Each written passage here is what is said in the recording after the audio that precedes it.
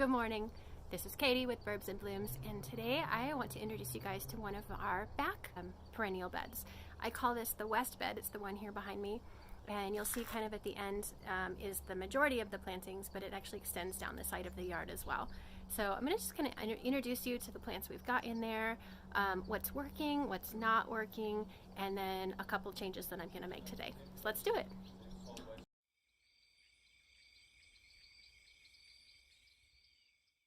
We're coming up to the west bed here. I'm going to give you a little introduction to what we've got planted.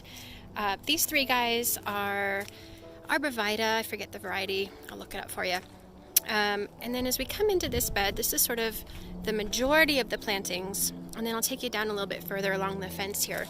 So what we have here in front, we have two red daylilies. Again, I'll look up the variety and post them on the screen for you.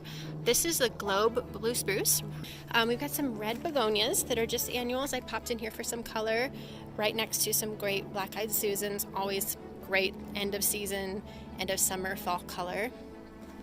This plant back here, this is Monarda. It's a purple Monarda, and it's really, really pretty when you're coming in this way and it's in bloom, and you've got the blue kind of contrasting with the purple Monarda, and then a red annual next to it. I really love that. Further in the back, those are some purple African daisies, annuals again, and then of course some irises that are new this year. Those were just donated, so we'll see how those do, but I like the contrasting texture on those, so we're going to see how those turn out next spring when they come up. This is a geum, and it blooms orange. It blooms on really tall, lanky stalks, and then it gets these like little kind of reddish orange flowers on it. And honestly, I'm not really loving it. I'm going to take it out today, so I'll check with my mom and some neighbors and see if anybody wants it, but it's just not bringing me joy, you know. The KonMari method here. It's not bringing me joy, so it's going to come out. I have 3 silver mound artemisia, and these were cute and perfect, 3 years ago when they were planted, but they've definitely matured and they've gotten too big for this space. So I'm going to dig one of these out, put it in the front yard. This is a pink salvia, 1, 2, 3 of them. So those are good. Those are new this year. They were rescues from the Lowe's clearance rack. I think next year when they kind of fill in and connect, it's going to be a really nice little drift. So coming around here, you can see I've got some caramel heuchera. I have actually 4 of these, and I really like these, but I'm debating maybe I need to move them closer together just to give more of an impact. So I might move those today as well. Hardy hibiscus right here. It's beautiful white blooms with like a deep burgundy center when it's blooming. These are just gorgeous. These are salvia. They're annual salvia, Love and Wishes, and I was so bummed out. They were marked as perennial when I picked them up, and I didn't really read carefully to notice that the zones that they will grow in are definitely outside of zone 5 where I am. So I can't decide if I'm going to look for more to replace them. I think actually a desert beard tongue penstemon, I have one in the front yard, might be a nice replacement, a perennial replacement. So we've got some nice maiden grasses here. I love these. Just super great height, texture, and they're kind of like a silvery green, so it's such really nice color contrast as well with this Weigela right here. And these are Wine and Roses Weigela. And they've done great this year, nice and tall. That's actually 2 plants. Down here on the ground, these were some of my earliest plantings, and these are hardy geranium with some grass and weeds in the middle. They're just looking a little bit ratty. That's one example. Here's another example. It's looking a little bit better. I'm not quite sure what I want to do with these. So a couple things. Whenever I'm looking at a bed, and I kind of do this year round, I'm constantly evaluating like what's working, what's not working. And I think the things that are working here, I love the Arborvitaes. Those are new, fantastic. It'll be a nice like vertical, little bit of a screen. I love the blue spruce. He is just great color, great texture, form.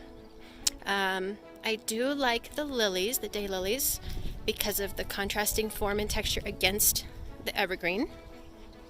I like the black-eyed Susan, and they will stay, but I don't know. I'm not loving them, so we'll see. I do love the Artemisia Silver Mound. Again, one is coming out, and then we'll let this pink salvia fill in a little bit. We'll pull out the African violets today as well as the begonias. Next season, hopefully we'll see the iris fill in a little bit.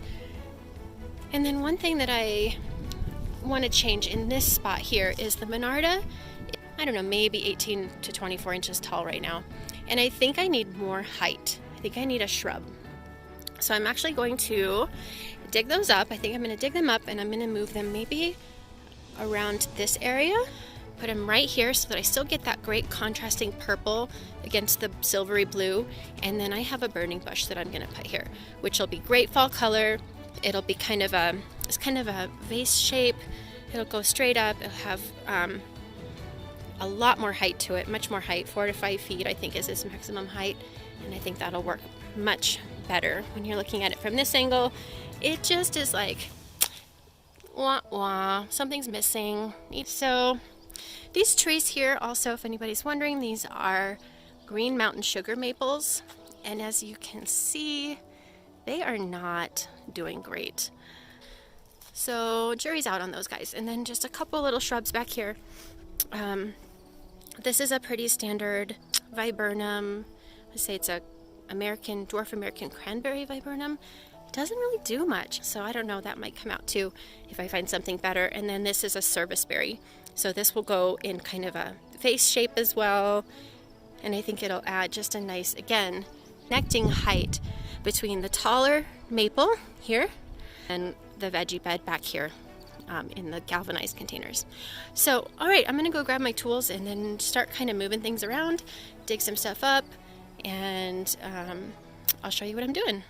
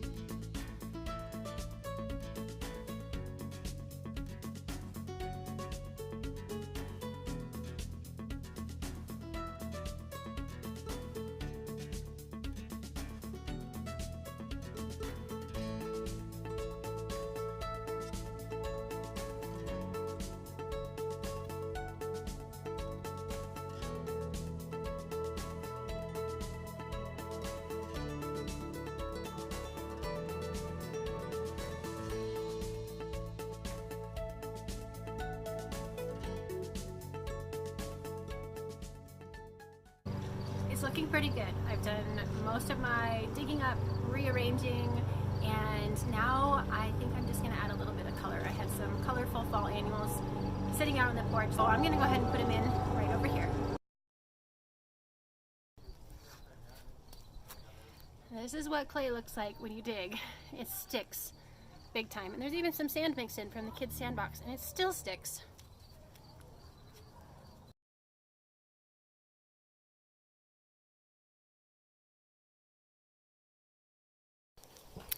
All right, I think I'm done. Here's how it stands now. I've got my GM ready to give away to somebody who wants it. One of my Silver Mound Artemisia. Gigantic chunk of concrete ready to go to the garbage. The Monarda has been moved. In its place is a pretty small little burning bush, but that burning bush will get, you know, nice 4 or 5 feet high when it's mature. So I think that's a good spot.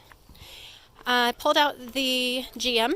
And then I found a little volunteer of a black-eyed Susan kind of growing up through the GM, so I went ahead and I just moved him over a little bit and stuck him in that blank spot. And then I went ahead and planted in a little bit of color. So I think I referred to these as annuals earlier. Clearly the heuchera is not an annual, These guys should provide just a little bit of fall color, and the pansies are a little more cold tolerant, so they'll last a little bit longer. And then later this fall, when everything kind of dies back, I'm going to scoop all of the mulch out and top dress the whole thing with compost, and that'll really loosen up that clay for next season's plantings.